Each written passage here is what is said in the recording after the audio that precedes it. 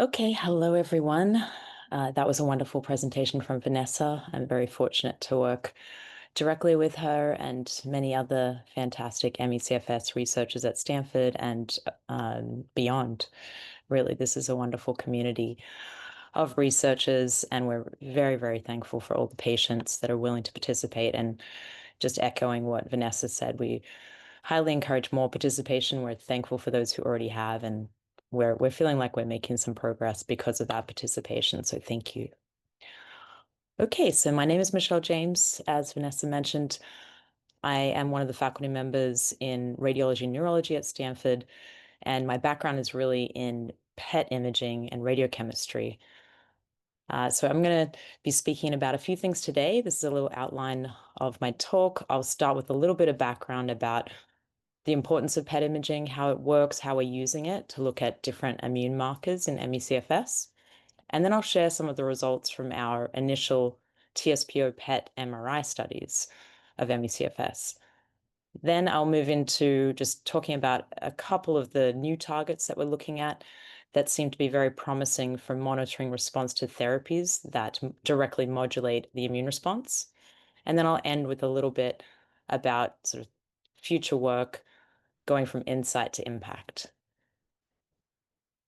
Okay, so Vanessa already set this up really nicely, and we very much align on the fact that in ME/CFS, we believe that there is some initial infection or some kind of a host attack of sorts, and that can really lead to an immune response.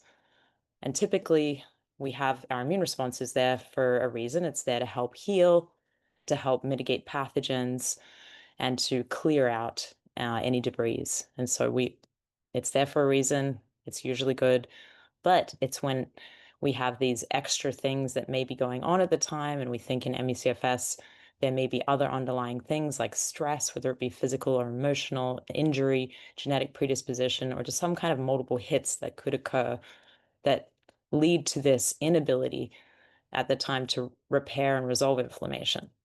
This can lead to chronic inflammation, and that in turn leads to an increase in oxidative stress, calcium overload, changes in mitophagy, and altered mitochondrial function.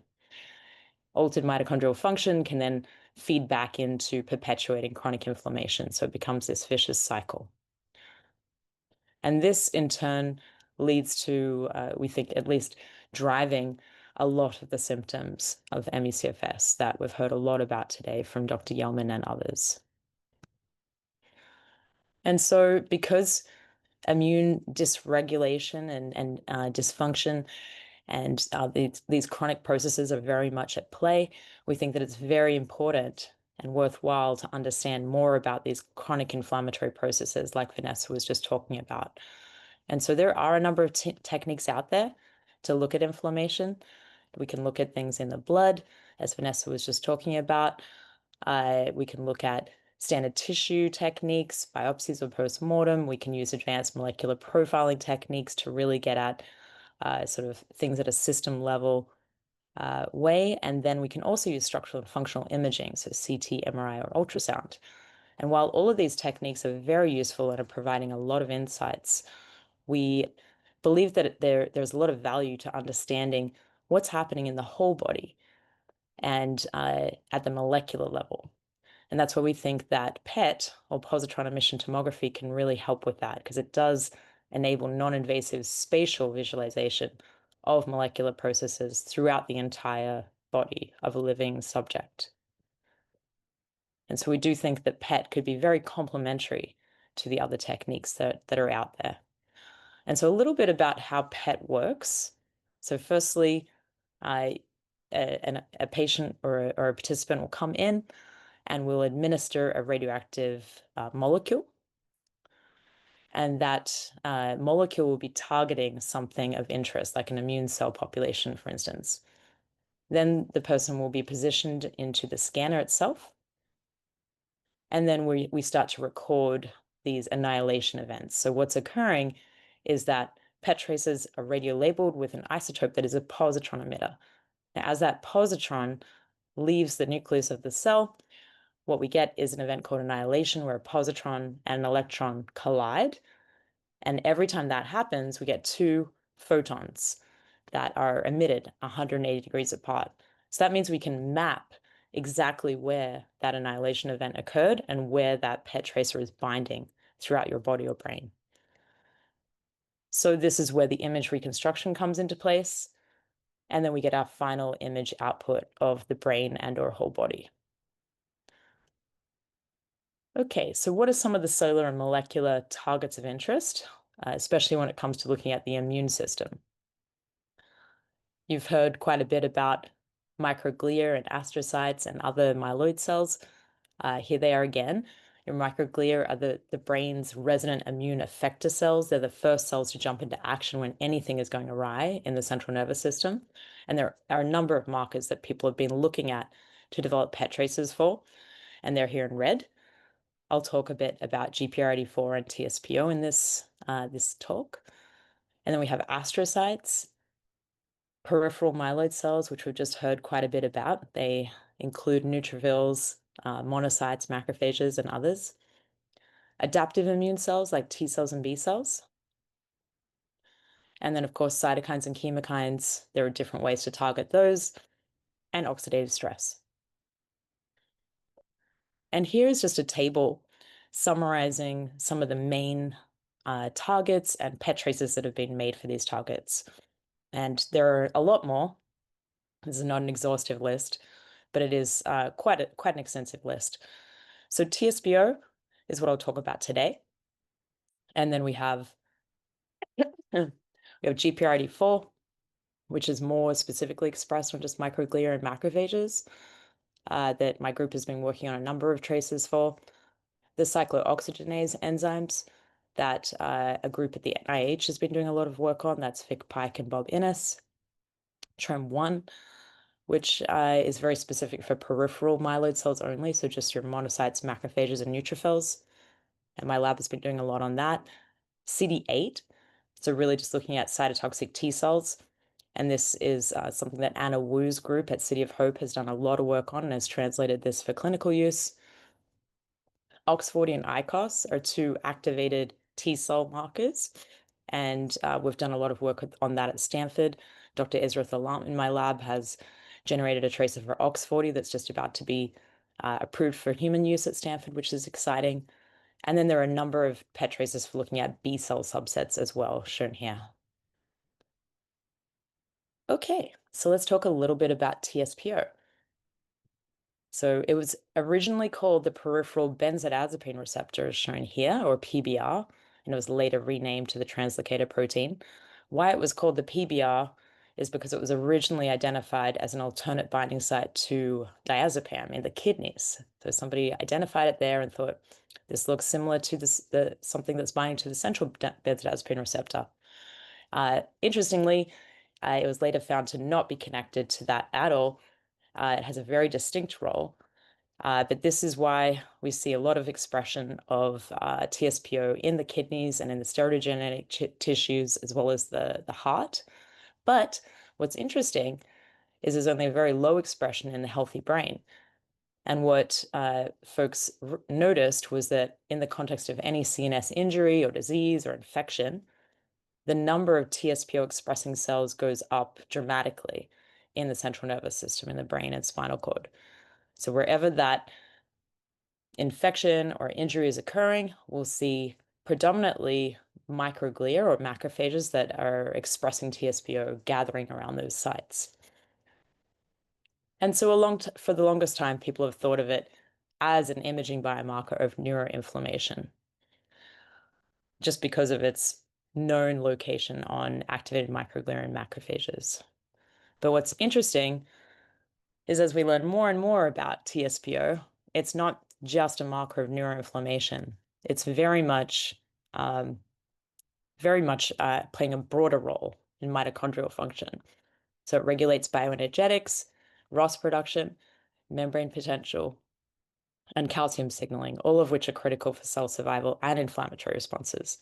So it really is more of a marker of mitochondrial function, cellular bioenergetics, and inflammation. Excuse me.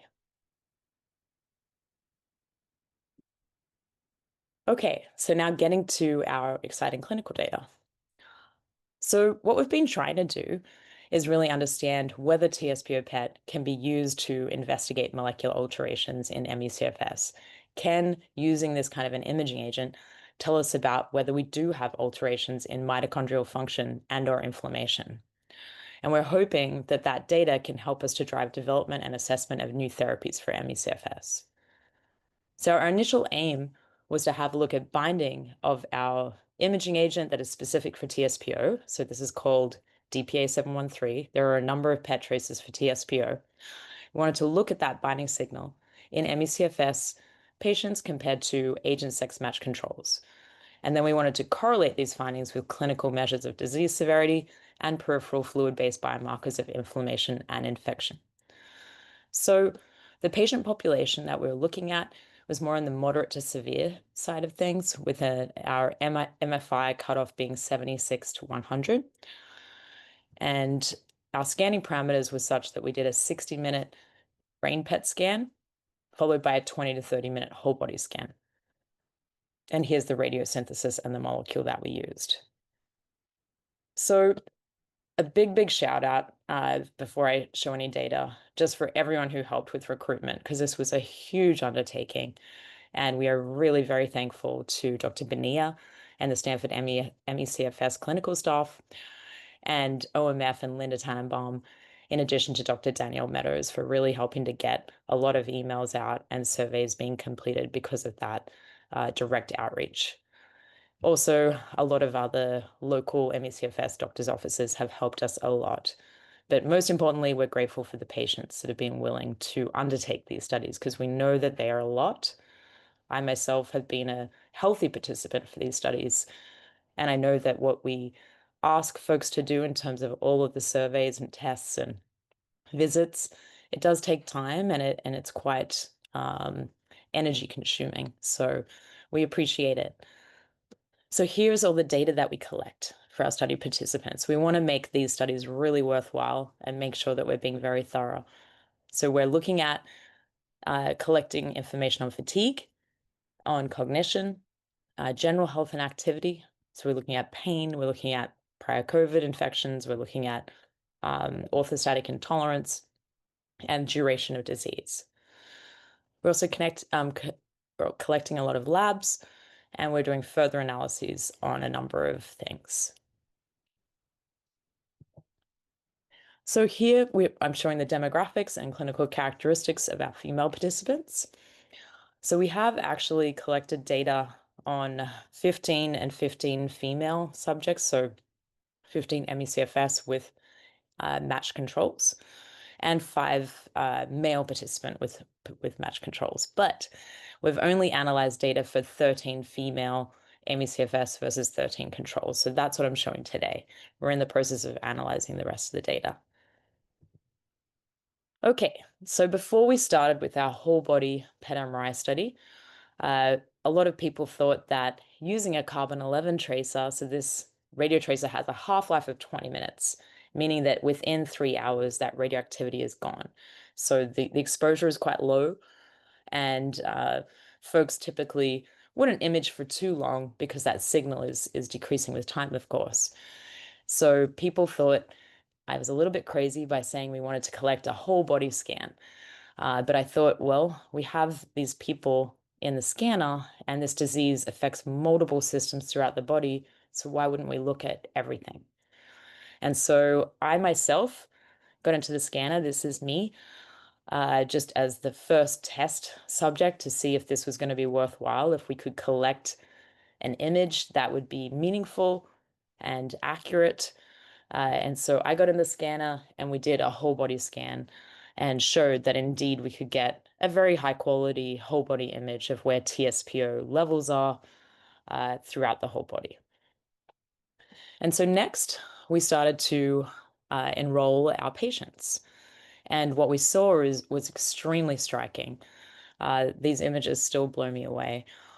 What we've been seeing, and we've been looking at these and interpreting them alongside and in collaboration with ME/CFS physicians like Dr. Yeoman, who's been amazing, Dr. Kaufman, Dr. Benia, and others. And what we see here is a lot of signal in various muscle groups that we do not see in the healthy control necessarily. So you can see the muscle groups here in this healthy control are very quiet, whereas you see a lot of this red signal, which is indicative of more PET tracer binding to TSPO expressing cells. You see this in a lot of the thigh and quad and glute minimus and maximus muscles. We also see this pattern in many patients up here around the shoulders, which Dr. Yeoman and others have told me looks like coat hanger syndrome, which is something that he said a lot of his patients complaining of pain in that area. Here's another group or pair of subjects, rather, that are in their 50s.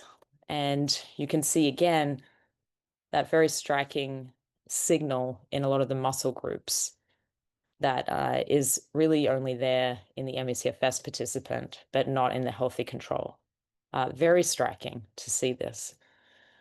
And then when we do all of our quantification, what we see is that difference is very much there and in a significant fashion, significant elevation in the PET tracer signal in the glute minimus, as well as the thighs and also the neck muscles, which Dr. Yelman gave us the idea to look there because he said it may be connected with the CCI that he's seeing and other conditions, and definitely relating to muscle groups that might be important when it comes to orthostatic intolerance, which we know is definitely something we're seeing because of the thigh muscle signal as well. Okay, and then what we did was we had a look at whether our PET signal was correlating with any of the clinical measures that we were collecting. And so we looked at DPS-113 PET signal and how it related to the MFI for all of our participants. And what we found was a significant correlation in the upper thigh, the lower thigh, and the glute minimus. And then we also looked at how our PET signal was correlating with pain, so this brief pain inventory score. And we saw a significant correlation in both the quadricep and the pelvic bone. Now, we do have a lot of other data that we'll be putting out in a paper later this year, hopefully, or early next year. But certainly, we're seeing a lot of correlations between fatigue and pain scores, and even with measures of orthostatic intolerance. So that's where we're up to with that clinical trial. And happy to share more about that as we get more updates. And I have some conclusions about that and next steps at the end. But first, in this next little part, I want to talk about some of the new targets and traces that are becoming available that we're developing, specifically for therapy monitoring. Okay, so when it comes to making a PET tracer, a lot of people ask me, how do you make one? Where do you even start? How do you design a new PET tracer that you know is going to be helpful? These tools are so valuable, but where do you start? Well, we look at, first of all, what we know to be ideal traits of a biomarker, and then we make a molecule specific for that biomarker. But the biomarker is really the most important thing. So what are the traits of an ideal PET biomarker? Firstly, you need something that is specific for a cell type or process of interest. So it could be a specific cell type, maybe a subset of neutrophils that Vanessa was just talking about, or it could be mast cells that we heard Dr. Yeoman talk about that we know are very much involved in exacerbating the pathogenesis of many conditions.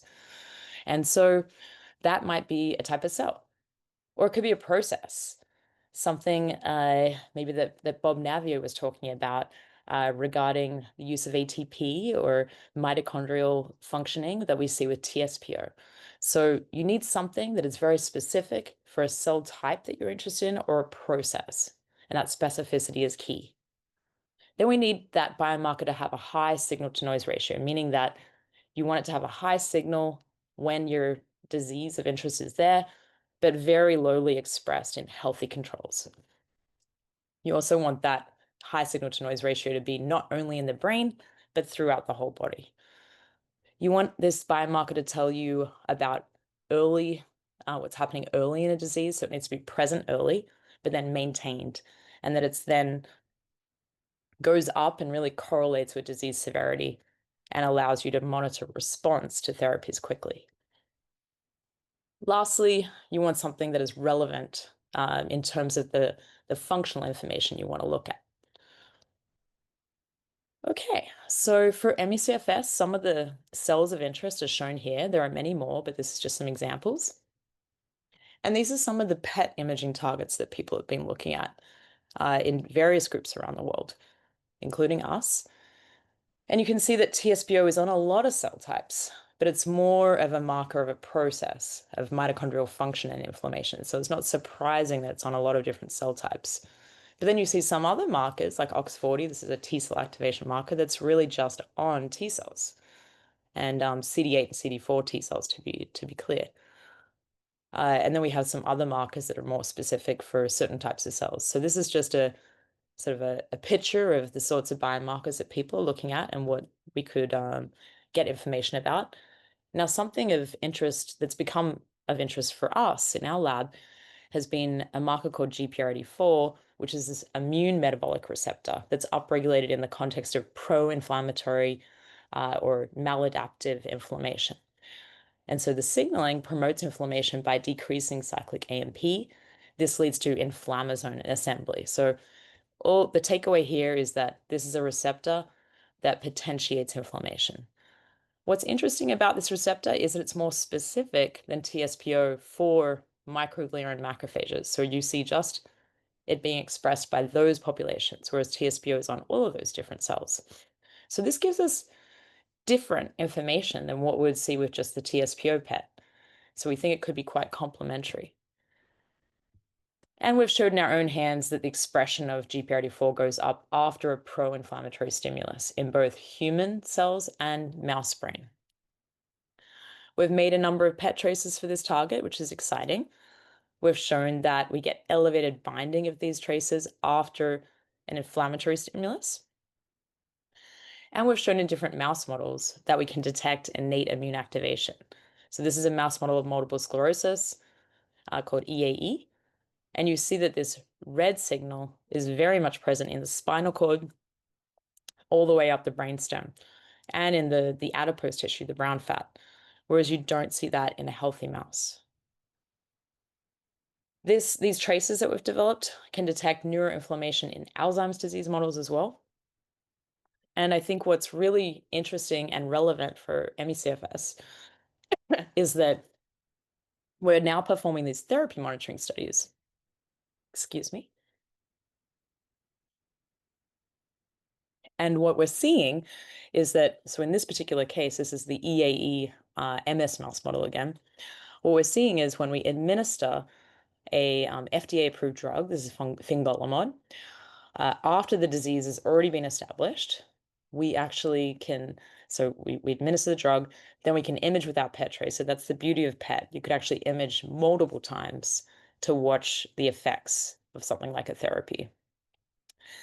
What we see is in the high scoring mice, so this is in a more severely affected mouse. So their legs become weakened, the muscles, and ultimately paralyzed.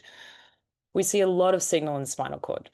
This is indicative of activated microglia and macrophages.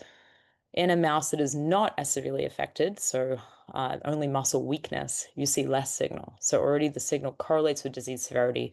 But what is the most interesting thing, I think, is that in a treated mouse, you see that signal go away and it's down at the level of the healthy mouse. And what we didn't expect, and maybe we should have, but half the mice actually did not respond to this therapy. And so they're shown over here in orange. These are the non-responders, and they look very much like the diseased mice, whereas the responders are down here with the healthy, naive mice. So we really think that something like this can be used to monitor the response of ME/CFS patients to novel therapies. And so that's really where we're up to with this set of PET traces, is we're about to translate them for clinical use.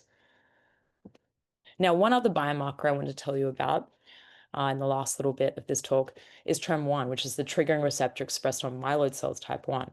Now, this is selectively upregulated on peripheral myeloid cells like monocytes, macrophages, and neutrophils. So really important set of cells. Really, these are the cells that are jumping into action and doing so much in the context of these chronic, acute and chronic inflammatory reactions. TREM1 signaling amplifies inflammation and pro-inflammatory signaling. It's been linked to both acute and chronic inflammatory disorders, and attenuating TREM1 signaling shows therapeutic potential. So this could be both an imaging target and a therapeutic target, which we're very excited about.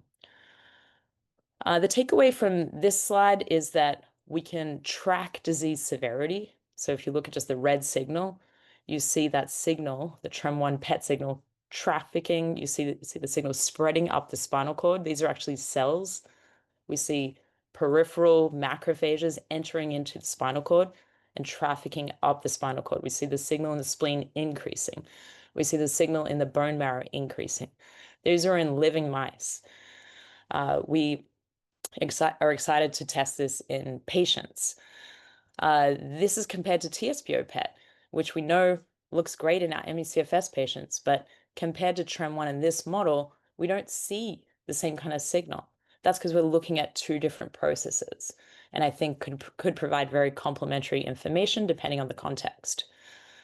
Now, the last slide before I get into my summaries is that TREM1 PET that really allows us to look at these peripheral cells like your monocytes and your macrophages and your neutrophils trafficking into the CNS. That signal could be very helpful, again, to monitor different therapies depending on the mechanism of that therapy. But here we're showing when we treat a mouse, so this is in the mouse model of MS, we see that spinal cord signal. After we treat that mouse, that signal goes away. You see that very, very clearly.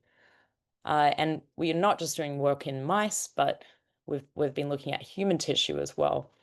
And we'd love to be able to look in tissues from ME/CFS as well. Very hard to come by, of course, to get the sorts of tissues that we need, but we definitely need more tissues to be able to look more at what's happening in the clinical context. Here in this MS brain tissue, we show that there's a lot of TREM1 positive cells in the brain compared to a healthy brain. So we know that this could be a very useful biomarker of inflammatory conditions in humans.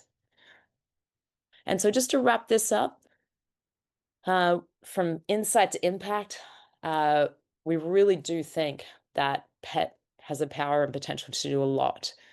I really do think that it can significantly shorten time and improve the accuracy of ME/CFS diagnosis. Somebody asked yesterday or the day before,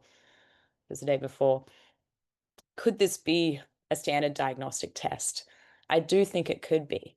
It's not cheap, but it's also not cheap to have tens of and 20s and 30s and hundreds of tests that lead to an unclear diagnosis. So I think we could definitely make the case for a PET imaging diagnostic test. This is being used for cancer and also for Alzheimer's disease. There are a number of PET tracers for both of those conditions that are being used in standard practice that are reimbursed. So hopefully we can get to that point. PET imaging also has the power and potential to permit detection and assessment of multiple cell types and processes throughout the entire body. So you're not just looking at one little area, you're looking at everything. So really an unbiased look at these different cells and processes longitudinally. And this in turn, I think, will really shed light on the roles of these cells and these processes in ME/CFS pathogenesis, and will hopefully lead to the development of more effective therapies. I also think that using something like PET imaging, which is quite quick to translate a new PET tracer, really in the grand scheme of things, you can make a new PET tracer and get it into the clinic within really a year at the quickest. And that's a lot faster than getting a new therapy from the very beginning translated into people, which could be 5 to 10 years. So we think that having these PET tracers and these imaging approaches could speed up the testing of new hypotheses and help us to understand more about the underlying causes and possible treatments that might be out there. We also think it can enable precision medicine for individual patients. And by that, I mean, we could help diagnose and confirm the presence of certain biomarkers. If you have certain biomarkers that we have therapies to target, we could then select and guide the administration of those treatments.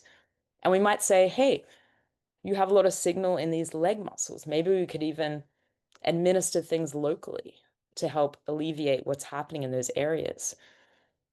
Step 3, we'll be able to monitor directly the response that people are having to these therapies. We'll be able to do that in a more rapid time frame because we're looking at molecular changes. And molecular changes happen much faster than structural changes that happen with, let's say, MRI could pick up. PET will be able to pick up the early molecular changes. So that's, I think, a real strength. And lastly, we could then come back and adjust or optimize therapies based on the signal that we see after the treatments.